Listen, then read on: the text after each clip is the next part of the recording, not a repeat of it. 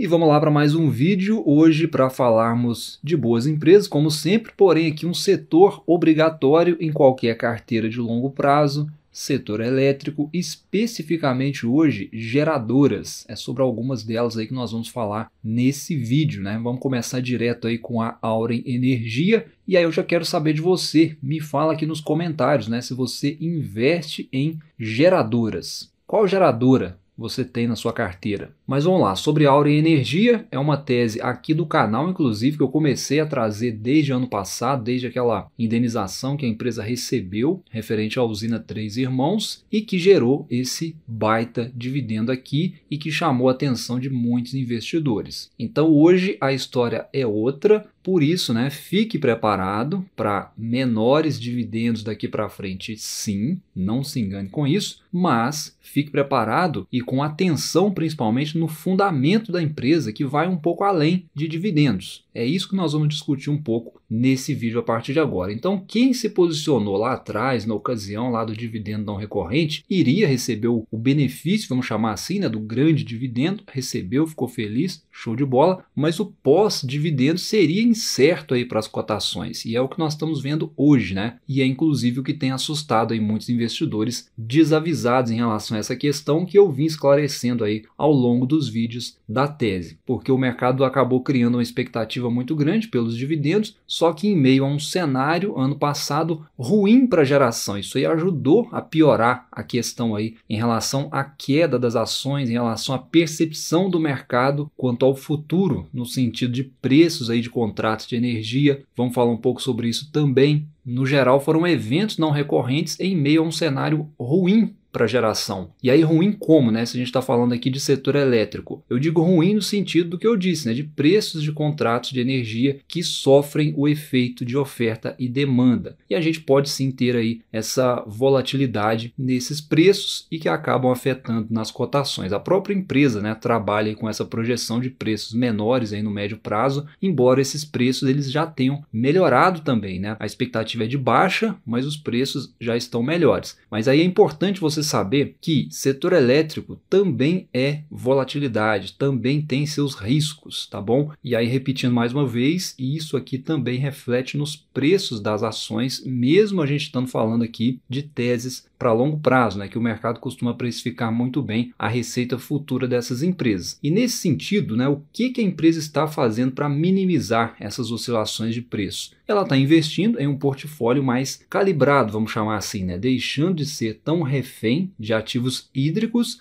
e passando a ser também eólica e solar. E aí, o que a empresa espera, né, com esse portfólio mais completo, vamos chamar assim? É não ser tão refém, tão afetada assim com crise hídrica, porém a gente vai continuar a observar para o futuro aqui um aumento relevante também nas fontes eólicas e solar, não só da Auren Energia, mas de todo o setor. Ou seja, mais entrantes, e isso pressiona também os preços de energia no futuro, simplesmente porque é mais oferta, são novos entrantes e não necessariamente nós podemos afirmar hoje que haverá demanda para isso. Ninguém sabe. E aí de outro lado, olhando aí para o portfólio da empresa, a geração dessas fontes ela é limitada, porque não é geração 24 horas o tempo todo, vamos colocar assim. Logo a gente compreende que se a empresa continuar tendo um portfólio hídrico como base, que é o que a gente está vendo aí, pode ser que a empresa consiga lá no futuro, né, um prêmio nesses preços de contratos, tendo em vista que a geração hídrica ela é bem mais consistente e previsível em termos de disponibilidade. Enfim, eu creio que a tese da empresa em atingir esse portfólio ótimo aqui, né, que ela própria, que a própria Auren descreve aí para nós acionistas,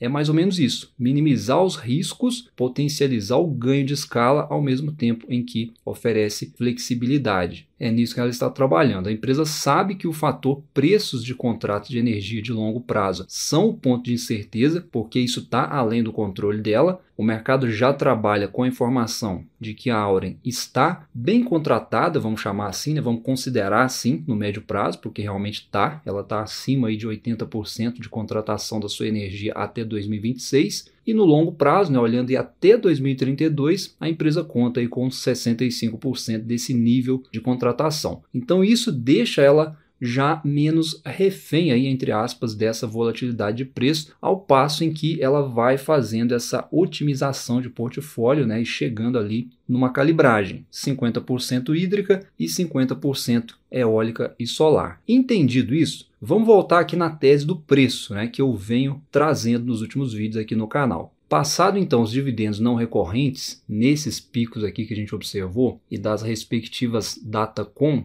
a ação começaria a negociar abaixo dos 13, conforme eu trouxe em outros vídeos, o que na minha visão começaria a ficar interessante para ir se posicionando aos poucos, uma vez que não temos mais eventos não recorrentes para distorcer aí, né, os preços das ações. A gente viu que o mercado operou bastante irracional por causa da indenização que a empresa recebeu, isso acabou. E também o fato de que o fundamento da empresa ele não mudou, pelo menos não no sentido de ter piorado, muito pelo contrário. Se você olhar aqui pelo portfólio de ativos da empresa, e conforme eu mostrei lá na calibragem lá dos ativos, né, que a empresa está buscando, ela está evoluindo em projetos. O fundamento da empresa são os negócios, são os ativos operantes e gerando resultado operacional. E nesse sentido, não cometa o erro de avaliar a Auren Energia olhando aqui exclusivamente sites de indicadores fundamentalistas, como por exemplo o Status Invest, o Investidor 10, entre outros sites aí de indicadores. Não que eles sejam ruins, longe disso, né? São ótimas ferramentas, eu inclusive uso. Mas se você olha aqui, por exemplo, a evolução do lucro, fechando os olhos lá para o RI da empresa, onde estão as informações oficiais e se baseia só aqui no site de indicadores, eles vão te confundir. Olha só, deu um pico de lucro e logo em seguida aí a empresa reporta um prejuízo. E aí é o que eu falei, se você não olha no RI, você não entende o que aconteceu com a empresa. Você então não vai analisar da forma correta. E o que ocorreu aqui foi o que eu falei, a indenização que ela recebeu da usina Três Irmãos no ano passado, e o prejuízo logo em seguida também foi em virtude disso, porque ela teve que pagar impostos aí posteriormente sobre esse ganho aí da indenização. E aí, se você olha indicadores fundamentalistas apenas sem ter essa informação, eles não vão refletir a realidade da empresa, eles não refletem a realidade da empresa. Então esses indicadores vão começar a fazer sentido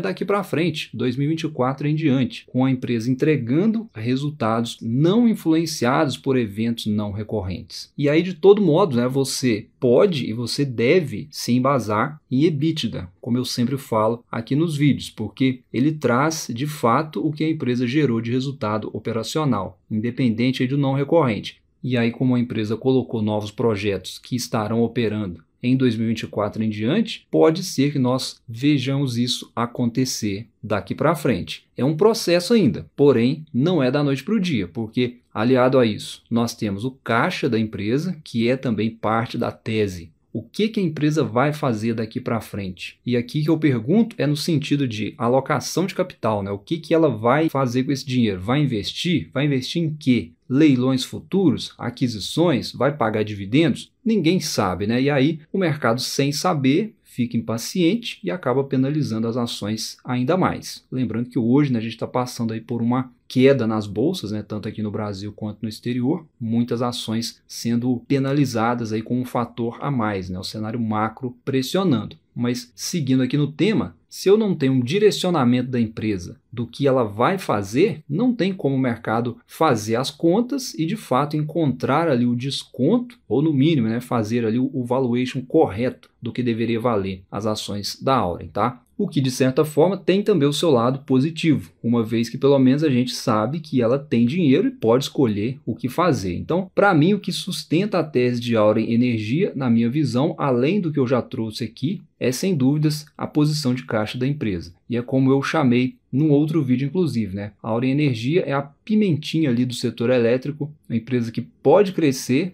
pode pagar dividendos, está num setor que é tendência olhando para a parte de renováveis, ela é 100% geração limpa e está buscando ali uma calibragem ótima de portfólio. E aí aquele negócio, para quem já tem empresas consolidadas na carteira, mas tem espaço para uma geradora para crescimento, eu vejo a Auren Energia como um nome interessante aí para estudo, sem dúvida nenhuma. E aí, falando em geradoras, que é o tema aqui do vídeo, a gente tem também outros nomes para, no mínimo, aí, comparar com a Auren Energia. Apesar, né, do detalhe aí dos indicadores distorcidos que eu comentei, isso deixa talvez o comparativo não tão exato, mas a gente já tem aí um esboço, né, um norte para a gente poder avaliar. Veja que a Auren está sinalizando aí como a mais descontada, mas aí não se engane, né? Veja que o dividendo principalmente não é recorrente. Então, já é um indicador para você desconsiderar. Isso não vai mais acontecer tão cedo. E aí, se a gente for analisar eficiência operacional e comparar com as demais empresas, que é o correto a se fazer, veja que ela já perde para a Engie Brasil. É claro que a Engie é uma empresa que vai um pouco além, né? Vai bem além, na verdade, em termos de portfólio, e já é uma empresa muito mais consolidada. Consequentemente, é muito mais bem precificada também pelo mercado do que a Auren, o que ajuda a elevar a tese de crescimento de Auren. Por isso o comparativo ele é válido para quem sabe distinguir determinados pontos entre uma empresa e outra. E aí olha só, se a gente olhar para a preferência do mercado no setor elétrico, especificamente entre as geradoras, olha só, a gente tem aí a Eletrobras, entre as geradoras, ela é a mais visada aí pelos analistas, olhando aqui no consenso do mercado pelo Status Invest. E aí nesse panorama a gente tem também mais uma visão, né? A gente observa aí que a Auren é meio que um meio termo aí entre as empresas, nem tão visada, mas também nem tão subestimada. O interessante aqui é que são 5 empresas inseridas num contexto de possíveis fusões e aquisições. Então, fique preparado, porque pode haver mudanças, não só no setor que já está mudando, mas mudanças entre essas empresas aqui. Olha só, a gente tem a AS Brasil, ao que parece, pode sair da bolsa vendendo seus ativos, e o mercado especula aí, né, como possíveis compradores a Auren Energia, é um nome aí levantado nessa tese, ou quem sabe a Engie Brasil também como possível interessada aí nos ativos da AS Brasil, além de outras empresas não listadas na nossa bolsa. Dessas 5 empresas, nós temos aí também a Eneva, que pouca gente fala, mas os analistas pelo menos adoram o case de Eneva, sempre esteve nas recomendações, é uma opção inclusive em tempos aí de crise hídrica, onde as termoelétricas são mais acionadas, e a empresa vem tentando fazer aquisições também. Hoje o alvo não é a AS Brasil, já saíram rumores aí com a Vibra, por exemplo, né, e também que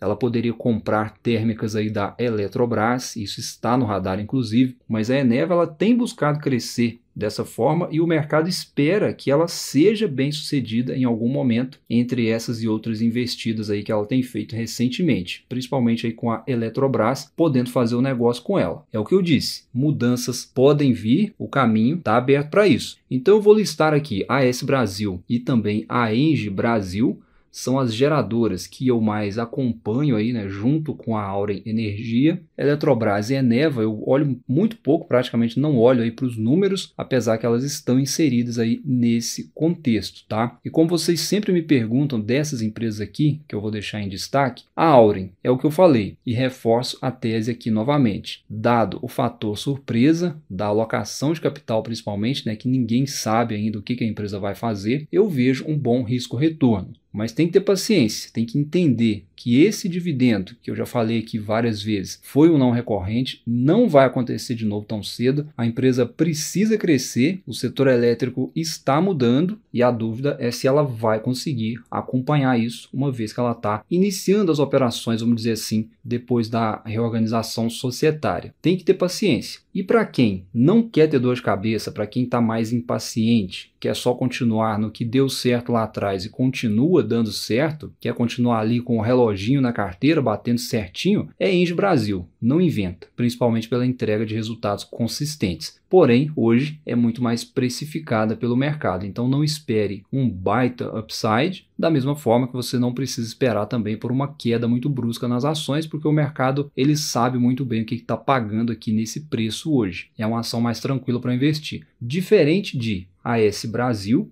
que acabou virando aí uma grande interrogação aí, né, nos últimos meses, agora com essa possível saída da bolsa, venda de ativos, enfim. O mercado está na dúvida, aliado a outros fatores aí que pressionam a empresa, e quando tem dúvida, os vendidos fazem a festa, mesmo com a empresa detendo aí bons ativos, já inclusive bastante encaminhados. É isso que está em jogo hoje nessa possível venda aí dos ativos da AS Brasil, até porque, como eu falei, né, é ficar preparado, porque pode haver mudanças. Mas me conta aí, em qual dessas empresas que você investe? Um abraço, bons estudos e até a próxima.